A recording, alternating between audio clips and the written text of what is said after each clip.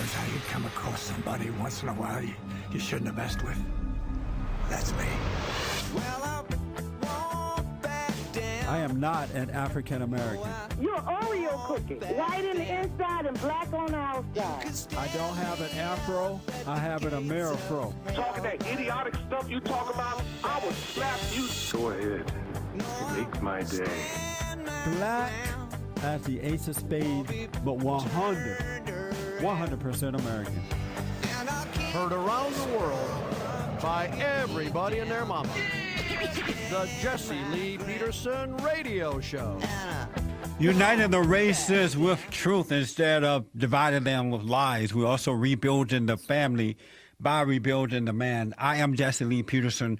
Welcome to the second hour of the show. I have with me Lauren Victoria Burke, managing editor of Politics365.com and publisher of the blog Crew of 42, which closely covers the news, information, and legislation of the Congressional Black Caucus. She's been here before. She's a former employee of USAtoday.com and ABC News. And I wanted to talk to Lauren about the Congressional Black Caucus chairwoman, Marcy Fudge.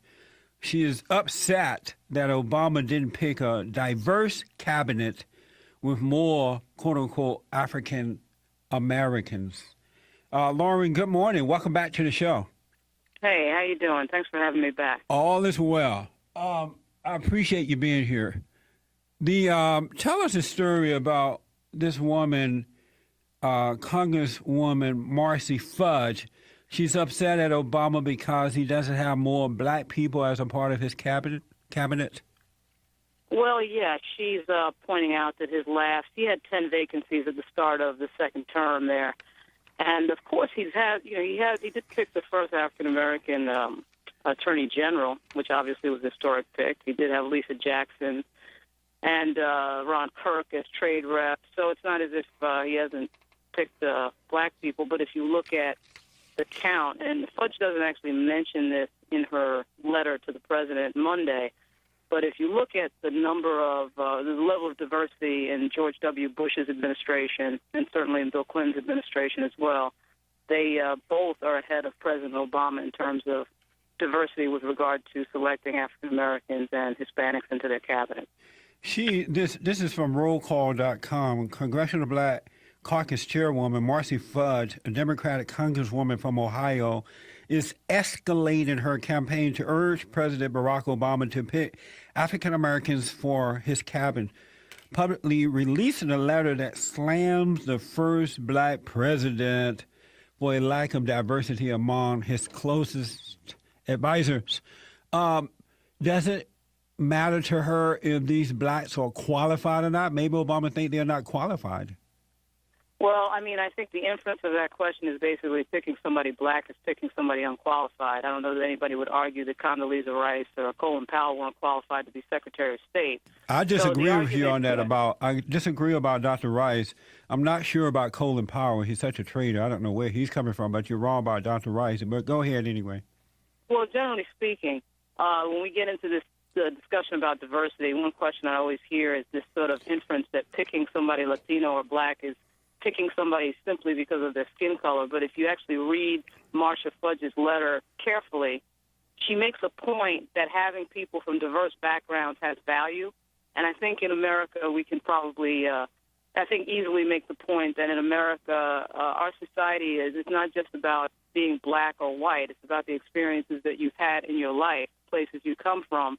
This is not to say, of course, that whites can't have the same experiences than blacks, particularly with regard to poverty in this country as we see right now.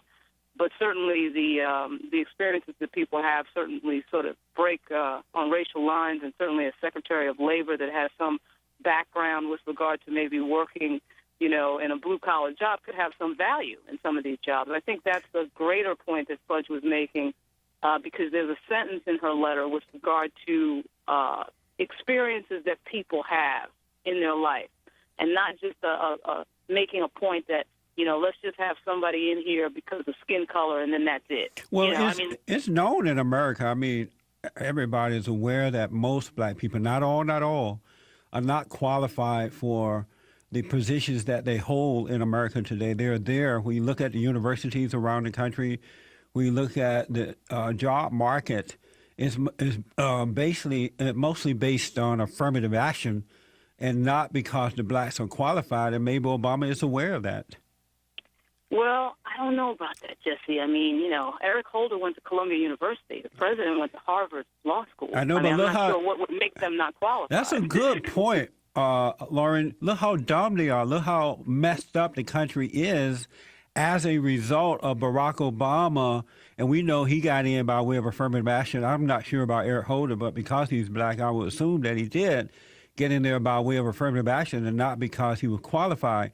Look how messed up the country is under those two people. Well, it's funny you say that because usually when people, particularly these days, go to Ivy League schools, particularly Harvard and Yale, what we find is a legacy. In the case of George W. Bush, he got in on a legacy. He got in not because he was qualified, but because of the ultimate affirmative action of his father going to Yale, so he just got in.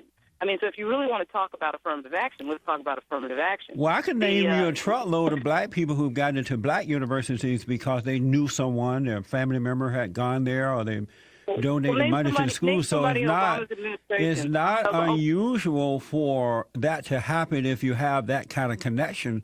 But for Obama and other blacks who are into business, well, Obama's not into business, he's never held a job, but it is known, and you have to admit the truth to this, it's known that they're there because of affirmative action, not because they're qualified.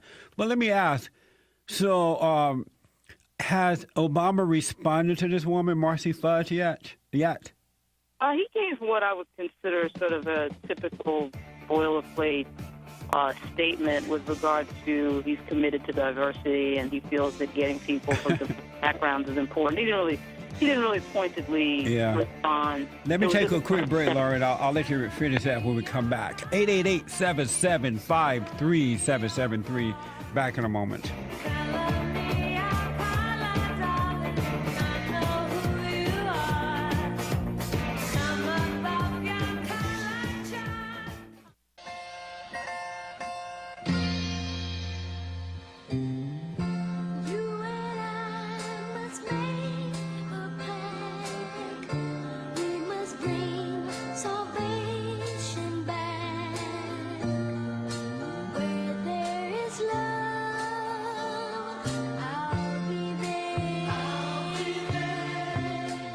Okay, welcome back.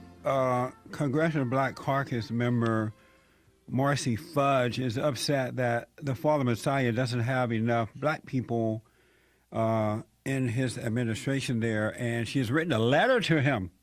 The Fallen Messiah has written a letter, Marsha, right, has written a letter to the president.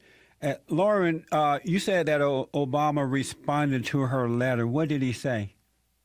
He effectively said that he still has a commitment to diversity and having people around him with diverse views and diverse backgrounds. It was a very short statement through an anonymous aide at the White House, and we'll see what happens with regard to what he actually does, and not with regard to what he's saying, because we've learned, I think, that there's a disconnection there. Who do you think should be a part of his cabinet? I think that there are a lot of people out there. I tell you, I'll answer it this way. I think that who shouldn't be a part of his cabinet is some high-paying donor from the campaign, which he's about to appoint as Secretary of Commerce, in Penny Pritzker, who just is going to get that job because she gave a lot of money to the Obama campaign. So I think that we should pick people who actually have expertise in the thing that you're picking them for. So if you pick somebody for transportation, for example, or commerce, that person should know something about that area. And not just some high-paying donor from the campaign, which is about to be selected for commerce. I agree with that. Is there any black person that either Marsha or you have in mind, the Congressional Black Caucus, that they want him to pick? Well, she actually suggested Jim Clyburn, a congressman from South Carolina for transportation. He was not interested in the job. Now, I have no particular expertise with regard to trade or commerce, so I'm not somebody that would, off the top of my head, know anybody good to be U.S. trade rep, for example.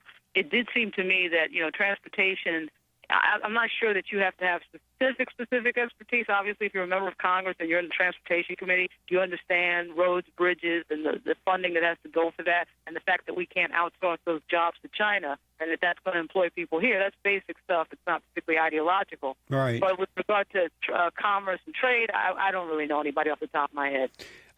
Does Obama have the best interests of Black Americans at heart? You know what? I think that the jury is still out, quite frankly. He seems to be completely uninterested in issues that disproportionately affect Black Americans. And we don't know the statistics with regard to incarceration. The dropout rate with regard to Black males is stratospheric. The unemployment rate for Black Americans is the highest sector at 13.8%. And this president is particularly not interested in those issues. As you can see, he spends a lot of time on immigration and gay rights, etc. And he doesn't seem to be particularly. He wasn't interested when I was covering him here in the Senate. Yeah. When he was in the Senate, so it really doesn't surprise me. He's not interested now. He seems to care. You just hinted at it, or not? You just mentioned it. He seems to care more about the gays and the illegal aliens than he does Black Americans. But he displayed that in his first term around, and yet, his first term in office. And yet, most Black Americans voted for him again or second time. I think that Blacks are getting what they deserve. Those who voted for him. Actually, I think that the Republican Party, if they had figured out a way to speak to those two constituencies, Blacks and Hispanics, they may have gotten a surprise. But when the choices are President Obama and Mitt Romney, of course they're going to. Of course, the typical rank and file Democratic members. But I don't see the of course in that. Under Obama, unemployment was 14%. Within the Black community, nothing got better during the first term. Obama, there's nothing morally correct about Barack Obama. He's a very selfish man. He doesn't know what he's doing. There is no comparison between Romney and Barack Obama. Obama failed the country the first time around, and Romney would have been a better choice for the country overall. And yet, Blacks decided to go back with the fallen messiahs.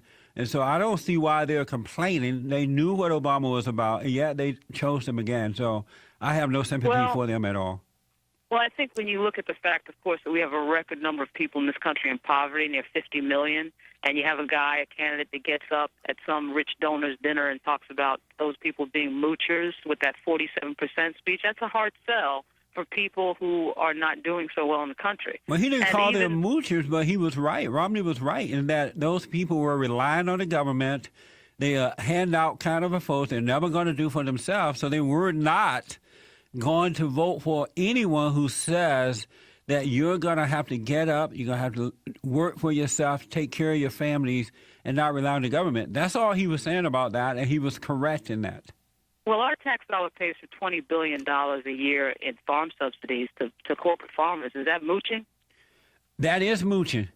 But at least they're working. At least they're doing something to earn it. We're going to talk about welfare and mooching. I think we should talk about it all. But at least they're earning their way. But these folks are not giving anything. They're just handout kind of people. Free Obama cell phone. But let me go back. Why should your tax dollar and my tax dollar pay for a corporate farm to have a subsidy that they don't need? Why should our tax dollar? At least they're producing a product. These folks are not producing anything.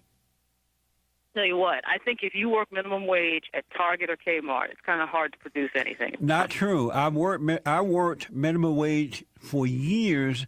And because I had control of my life, I did very well. I saved what I had. I didn't waste my money. I wasn't looking to someone else to take care of me. So that's not true. It developed discipline. It causes you to get better in life when you have to make sacrifices. But these people do not make sacrifices. What do you think going to happen with this letter and these concerns of the Black Caucus toward the fallen Messiah? Well, I think that if any guide, if what the Latinos and the gay lobby has done in the past is any guide, the White House will probably change because they do respond to pressure, and they respond to embarrassment, quite frankly. That's true. And certainly, the Latino community was certainly not silent about what they wanted. Certainly, the gay community has been very good at lobbying the president, and certainly other lobbying groups and people who've won certain things have been when they get louder and they embarrass the president, the White House. That's when they move. That's what I've observed. I agree to that, but I have a little secret for you. This is Obama's last time around. He doesn't really care about that. And secondly, that's going to be interesting. Yeah. that's going to be interesting to see how that figures in, because before, of course, they had the leverage of reelection. Yeah. Now that's not bad, so that is interesting. And then the second secret is that most blacks, not all, are of no value anymore. They have nothing to offer except for a vote. And liberal politicians know that all they have to do is throw them a bone and they'll vote for them. So they're really not of values. The gays and the illegal aliens right now is the attention of the Democratic Party, liberal Democratic Party. So I don't think people really care about what black liberals think or black people think at this point. Well, I think at this point we're finding that the Democratic Party, as time goes on, has certainly taken that constituency for granted. Yeah. But I think we get into a dangerous game when we assume to know the morality and the thoughts and feelings of 40 million Americans. Lauren, what's your website? How can I want people to read your articles and your blogs? It is Politics 365, politics365.com, and Crew of 42 is the blog on the Congressional Black Caucus, which is just CREWOF42.com. I appreciate your reporting, and thanks for being back on with us, all right? Thanks a lot. Thanks for having me. Okay. 888-775-3773. Back in a moment.